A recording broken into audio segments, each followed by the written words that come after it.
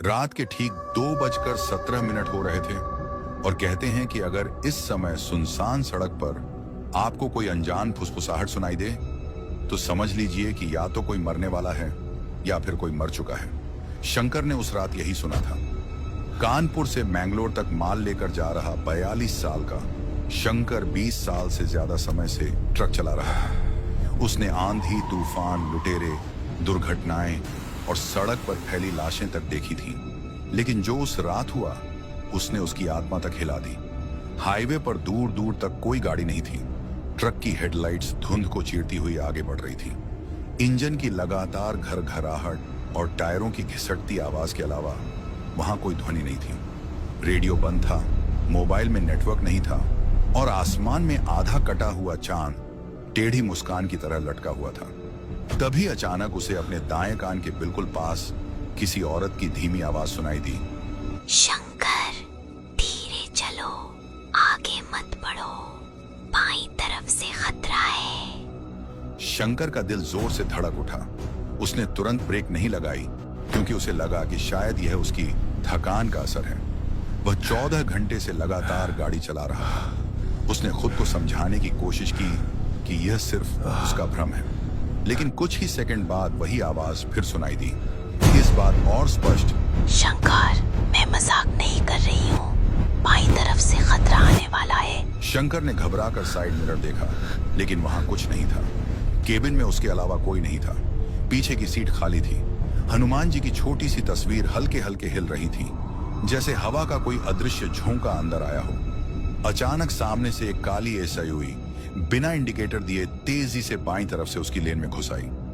शंकर ने तुरंत स्टीयरिंग घुमाया और ट्रक बाल बाल टकराने से बच गया। अगर वह 1 सेकंड भी देर कर देता तो भयानक हादसा हो सकता था। उसका माथा पसीने से भीग गया।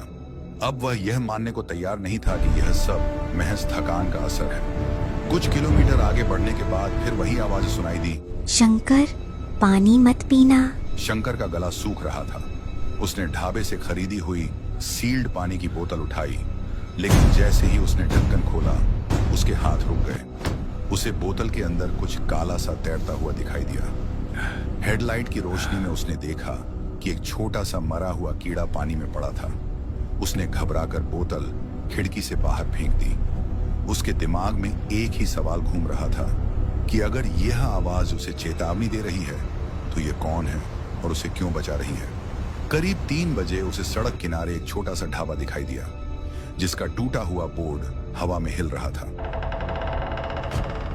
उसने ट्रक रोका और चाय पीने के लिए उतर गया। ढाबे पर सिर्फ एक बूढ़ा आदमी बैठा था, जिसकी आंखें असामान्य रूप से गहरी और ठंडी थीं। बूढ़े ने बिना कुछ पूछे चाय उसके सामने रख दी और अचानक पूछा, 2:17 पर कुछ सुना क्या? शंकर के हाथ कांप गए। उसने घबराकर पूछा, आपको कैसे पता? बूढ़ा हल्का सा मुस्कुराया और बोला, हर ड्राइवर को वह आवाज नहीं सुनाई देती। वह सिर्फ उन्हीं को सुनाई देती है जिनकी किस्मत में कोई अधूरा हिसाब लिखा होता है। शंकर ने चिढ़कर कहा कि वह भूत प्रेत में विश्वास नहीं करता, लेकिन बूढ़े ने उसकी बात काटते हुए धीमी आवाज में कहा, वह कर्ण पिशाचिनी है। वह कान में आकर फुसफुसाती है, कभी चेतावनी देती है, कभी विनाश का कारण बनती है। जिसे वह चुन ले उसका पीछा नहीं छोड़ती। उसी समय शंकर के कान में फिर वही फुसफुसाहट गूंजी, वह झूठ बोल रहा है। शंकर का चेहरा पीला पड़ गया।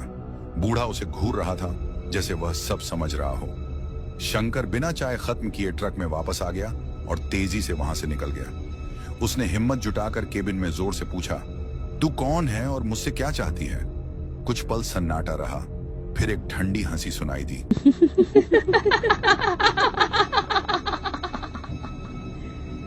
आवाज ने कहा, मैं तुझे बचा नहीं रही थी, मैं तुझे तैयार कर रही थी।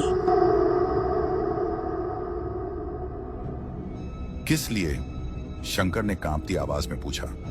आवाज बोली, 20 साल पहले जो हुआ था उसके लिए। ये सुनते ही शंकर के दिमाग में एक पुरानी रात की तस्वीर चमक उठी। बारिश हो रही थी। सड़क किनारे एक औरत लिफ्ट मांग रही थी। वह सफेद साड़ी में थी और उसके बाल चेहरे पर बिखरे हुए थे।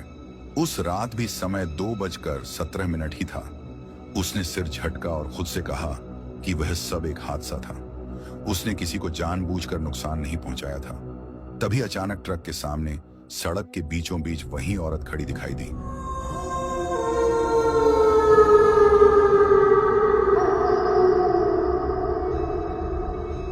सफेद साड़ी, भीगे बाल और पूरी तरह काली आंखें। ट्रक अपने आप रुक गया, इंजन बंद हो गया, मोबाइल की स्क्रीन अपने आप जल उठी और समय फिर वही था, 2:17। स्क्रीन पर एक संदेश उभरा, आज अधूरा हिसाब पूरा होगा।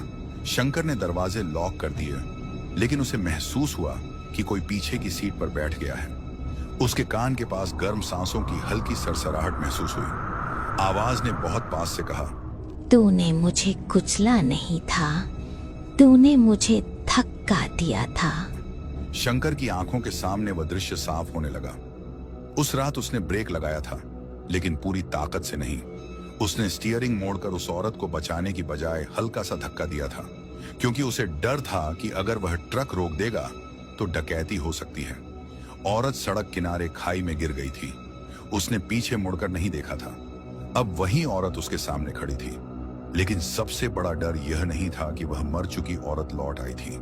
सबसे बड़ा डर यह था कि आवाज ने उससे कहा, मैं वो औरत नहीं हूँ, मैं वो हूँ जो उसके मरने के बाद पैदा हुई। शंकर की सांस रुक गई। अगर वह औरत कर्ण पिशाचिनी नहीं थी, तो फिर यह शक्ति कौन थी? क्या वह सिर्फ उसके अपराध बोध का रूप थी, या कोई ऐसी सत्ता जो अधूरे पापों से जन्म लेती है? और अगर वह 20 साल से उसका इंतजार कर रही थी, तो उसने अब तक शंकर को जिंदा क्यों रखा? क्या वह उसे मारने आई है या उससे कुछ और करवाने? और सबसे बड़ा सवाल, क्या इस बार भी समय 2:17 पर ही सब खत्म होगा, या यह तो सिर्फ शुरुआत है? क्या शंकर सच में दोषी है, या वह किसी ऐसे खेल में फंस चुका है जहां असली खिलाड़ी कोई और है?